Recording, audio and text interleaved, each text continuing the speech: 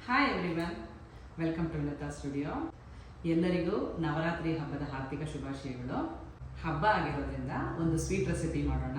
ಅದು ಹೋಳಿಗೆ, ಪೂರಣ್ ಬೋಲಿ ಅಂತ ಕರೀತಾರೆ ಅಥವಾ ಒಬ್ಬಟ್ಟು ಅಂತನಾದರೂ ಹೇಳ್ತಾರೆ. ನೋಡೋಣ ಹಾಗಿದ್ರೆ ಹೇಗೆ ಮಾಡೋದು ಅಂತೇಳಿ ಅಂತ. ಬನ್ನಿ.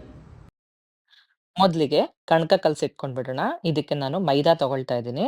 2 ಕಪ್ ಅಷ್ಟು ಮೈದಾ. ಯಾಕೆಂದ್ರೆ 2 ಕಪ್ ಬೇಳೆ ತಗೊಳ್ತಾ ಇದ್ದೀನಿ. ಹಾಗಾಗಿ 2 ಕಪ್ ಮೈದಾ ತಗೊಳ್ತಾ ಇದ್ದೀನಿ. ಕೆಲವರು ಅರ್ಧ ಮೈದಾ, ಅರ್ಧ ಚಿರೋಟಿ ರವೆ ಯೂಸ್ ಮಾಡ್ತಾರೆ. ಆದ್ರೆ ನಾನು 2 ಕಪ್ಪು ಕೂಡ ಮೈದಾನೇ ತಗೊಳ್ತಾ ಇದ್ದೀನಿ. ಅದಕ್ಕೆ ಸ್ವಲ್ಪ ಅರಿಶಿನ, ಒಂದು 1/4 ಟೀ ಸ್ಪೂನ್ ಅಷ್ಟು ಅರಿಶಿನ ಮತ್ತು ಒಂದೆರಡು ಚಿಟಿಕೆ ಉಪ್ಪು ಹಾಕ್ಬಿಟ್ಟು ಮಿಕ್ಸ್ ಮಾಡಿ ಈಗ ಕಲಸಿಡೋಣಂತೆ. ಉಪ್ಪು ಹಾಕೋದು ಯಾಕೆ ಅಂತಂದ್ರೆ ಟೇಸ್ಟ್ ಚೆನ್ನಾಗಿ ಬರುತ್ತೆ ಅಂತೇಳಿ ಅಂತ. ಈಗ ನೀರು ಹಾಕಿ ಮಾಮೂಲಿ ಕಲ್ಸೋದು ಇದಕ್ಕೆ. ಇದು ಚಪಾತಿ ಹಿಟ್ಟಿಗಿಂತ ನೀರಾಗಿರ್ಬೇಕು ಇದು ಹಿಟ್ಟು ಕಲಸೋದು. ಸ್ವಲ್ಪನೇ ನೀರು ಹಾಕ್ಕೊಂಡು ಕಲ್ಸ್ಕೊಳ್ತಾ ಬರಬೇಕು. ಮೈದಾ ಹಿಟ್ಟಾಗಿರೋದ್ರಿಂದ ಸ್ವಲ್ಪ ಅಂಟುತ್ತೆ ಕೈಗೆ. ಸ್ವಲ್ಪ ಮೆತ್ತಗಿರ್ಬೇಕಿದು. ಇದು ಚೆನ್ನಾಗಿ ನೆನಿಬೇಕು. ಕೊನೆಯಲ್ಲಿ 1-2 ಸ್ಪೂನು ಎಣ್ಣೆ ಹಾಕ್ಬಿಟ್ಟು ಸ್ವಲ್ಪ ನಾದಬೇಕು. ನಾದ್ಬಿಟ್ಟು ಆಮೇಲೆ ನೆನೆಯಕ್ಕೆ ಇಡಬೇಕು. ಒಂದು ಎಷ್ಟು ಹೊತ್ತು ನೆನೆಯಕ್ಕೆ ಇಡ್ತೀರೋ ಅಷ್ಟು ಚೆನ್ನಾಗಿ ಬರುತ್ತೆ ಈ ಹೋಳಿಗೆ. ನಾನು ಒಂದು 5ರಿಂದ 6 ಅವರ್ ನೆನೆಯಕ್ಕೆ ಇಟ್ಟಿದ್ದೆ. ಸೊ ತುಂಬಾ ಚೆನ್ನಾಗಿ ಬರುತ್ತೆ.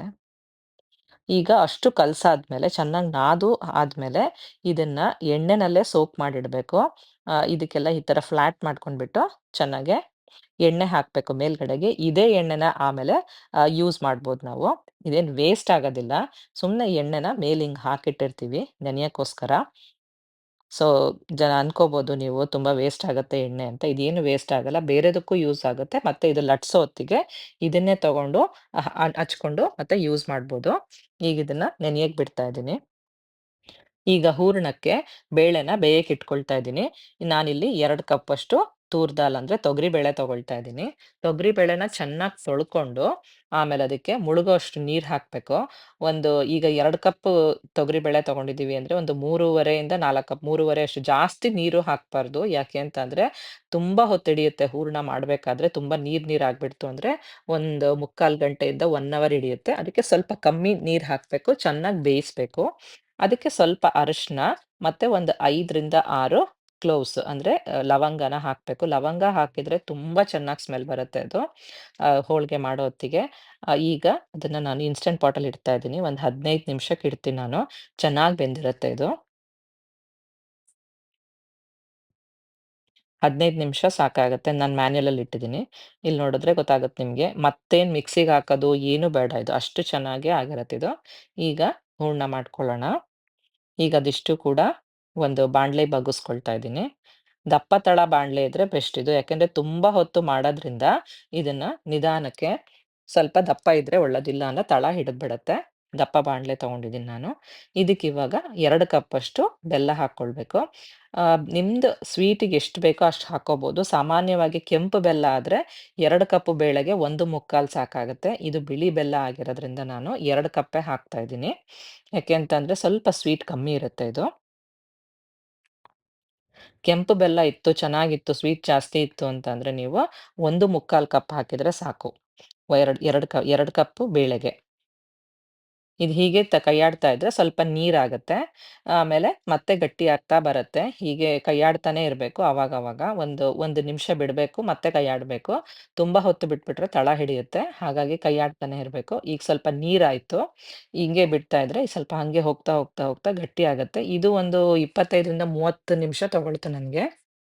ನೀವಿಲ್ಲಿ ಸೈಡ್ಸಿಗೆಲ್ಲ ನೋಡ್ಬೋದು. ಅಲ್ಲೆಲ್ಲ ಗಟ್ಟಿ ಆಗ್ತಿದೆಯಲ್ಲ, ಆ ತರ ಬರುತ್ತೆ. ಮತ್ತಿದು ಆರಾಮ್ಸೆ ಹಿಂಗೆ ಬೀಳುತ್ತೆ ಹಾಕಿದ್ರೆ. ಅಷ್ಟಾದ್ರೆ ಈಗ ನಮ್ಗಿಲ್ಲಿ ಹೂರ್ಣ ರೆಡಿ ಆಗಿದೆ ಅಂತ ಗೊತ್ತಾಗುತ್ತೆ. ತುಂಬಾ ಪಾಕ ಮಾಡ್ಬಿಟ್ರೆ ಗಟ್ಟಿ ಆಗ್ಬಿಡತ್ತೆ. ಇದಿವಾಗ ಕರೆಕ್ಟ್ ಕನ್ಸಿಸ್ಟೆನ್ಸಿಲಿ ಇದೆ ಇವಾಗ. ಒಂದು 30 ನಿಮಿಷಕ್ಕೆ ನನಗೆ ಈ ತರ ಆಯ್ತು. ನಿಧಾನ ಉರಿಯಲ್ಲಿ ನಾನು ಇದನ್ನ ಮಾಡಿದ್ದೀನಿ. ಈಗ ಹೋಳಿಗೆ ಮಾಡ್ಕೊಳ್ಳೋಣ. ಅದು ಆರಕ್ಕೆ ಬಿಡ್ಬೇಕು ಫಸ್ಟ್ ಹೂರ್ಣನ. ಹೂರ್ಣ ಆರಕ್ಕೆ ಬಿಟ್ಟ ಮೇಲೆ ಒಂದು ಅರ್ಧ ಮುಕ್ಕಾಲು ಗಂಟೆ ಆದ್ಮೇಲೆ ನಾನು ಸ್ಟಾರ್ಟ್ ಮಾಡ್ತಾ ಇದ್ದೀನಿ. ಈಗ ನನ್ಗೆ ಹತ್ರ ಈ ತರ ಪ್ರೆಸ್ಸಿಂಗ್ ಮಣೆ ಇದೆ. ಇದ್ರಲ್ಲಿ ನಾನು ಇವಾಗ ಹೋಳಿಗೆ ಮಾಡ್ತಾ ಇದ್ದೀನಿ ಇವತ್ತು. ಅದ್ರಲ್ಲಿ 2 ಶೀಟು ಆ ಕಡೆ ಒಂದು, ಈ ಕಡೆ ಒಂದು 2 ಶೀಟು ಇರುತ್ತೆ. ಕಣಕ ನೋಡಿ, ಕಣಕ ಇವಾಗ ತುಂಬಾ ಮೆತ್ತಗಾಗಿದೆ. ನೀಟಾಗಿ ಇವಾಗ ಎಷ್ಟು ಎಳೆದ್ರು ಬರುತ್ತದು. ಹೂರ್ಣ ಎಲ್ಲ ಒಂದೊಂದು ಬಾಲ್ ಮಾಡಿ ಇಟ್ಕೊಂಡ್ರೆ ಗೊತ್ತಾಗುತ್ತೆ ನಮ್ಗೆ ಎಷ್ಟು ಒಂದೇ ಸಮ ಬರುತ್ತೆ ಅಂತ. ನನಗೊಂದು 25 ಹೋಳಿಗೆ ಆಯ್ತು ಇಷ್ಟ್ರಲ್ಲಿ. ಈಗ ಈಗ ಬಾಲ್ ಮಾಡಿ ಇಟ್ಕೊಂಡಿದ್ದಾಯ್ತು. ಈಗ ಸ್ವಲ್ಪನೇ ತಗೊಳ್ಬೇಕು. ಈಗ ಹೂರಣ ಎಷ್ಟು ತಗೊಂಡಿರ್ತೀವೋ ಅದಕ್ಕಿಂತ ಒಂದು ಅರ್ಧಕ್ಕಿಂತ ಮುಕ್ಕಾಲು ನೀವು ಕಣಕ ತಗೋಬೇಕಾಗತ್ತೆ. ಈ ಕಣಕ ತಗೊಂಡು ಈ ಥರ ಅಗಲ ಮಾಡ್ಕೊಂಡು ಕೈಯಲ್ಲೇನೆ ಇದನ್ನ ಈ ಕಡೆ ಮುಚ್ಕೋತಾ ಬರ್ಬೇಕು. ಎಲ್ಲ ಪೂರ್ತಿ ಮುಚ್ಚಿದ್ಮೇಲೆ ಈಗ ಇದನ್ನ ಫ್ಲಾಟ್ ಮಾಡ್ಕೊಂಡು ಸ್ವಲ್ಪ ಒತ್ತಬೇಕು. ಈಗ ಮಾಮೂಲಿ ಲಟ್ಸೋದಾದ್ರೂ ಕೂಡ ಆ ಥರನೇ ಲಟ್ಟಿಸ್ಬೇಕು ಲಟ್ಟಣಿಗೆಲಿ.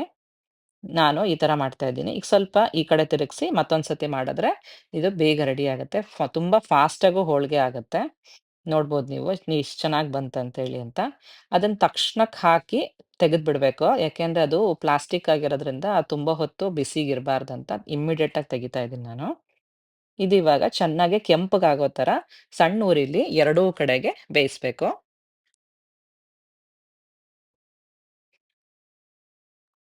ಕಲರು ಚೆನ್ನಾಗ್ ಕಾಣಿಸ್ತಾ ಇದೆ ಇವಾಗ. ನೋಡ್ತಾ ಇರ್ಬೋದೀಗ. ತುಂಬಾ ಚೆನ್ನಾಗ್ ಬಂತಿದು. ಅದೇ ತರ ಎಲ್ಲಾನು ಮಾಡ್ಕೊಳ್ತಾ ಇದೀನಿ.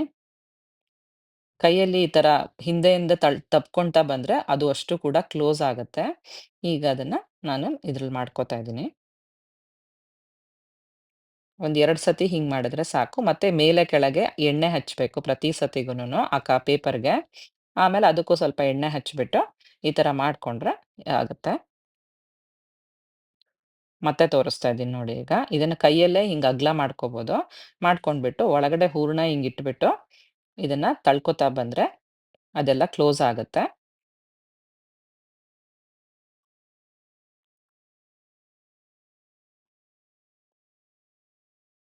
ತುಂಬಾ ಚೆನ್ನಾಗಿ ಪದರವಾಗಿ ಬಂದಿತ್ತದು. ತುಂಬಾ ಚೆನ್ನಾಗಿತ್ತು ಹೋಳ್ಗೆ. ನೋಡ್ತಾ ಇರ್ಬೋದು ನೀವು. ತುಂಬಾ ಟೇಸ್ಟಿಯಾಗಿತ್ತು. ಇದನ್ನ ತುಪ್ಪದ್ ಜೊತೆ ಸರ್ವ್ ಮಾಡಿದ್ರೆ ಇನ್ನೂ ಚೆನ್ನಾಗಿರುತ್ತೆ. ಮತ್ತೆ ಹಾಲು ಕೂಡ ಹಾಕ್ಕೊಳ್ತಾರೆ ಕೆಲವ್ರು, ಬಿಸಿ ಹಾಲು. ಚೆನ್ನಾಗಿರುತ್ತೆ. ಬಿಸಿ ಹಾಲು ಮತ್ತೆ ತುಪ್ಪ. ಈಗ ನೋಡ್ತಾ ಇರ್ಬೋದು ತುಂಬಾ ಪದರವಾಗಿ ಬಂದಿದೆ.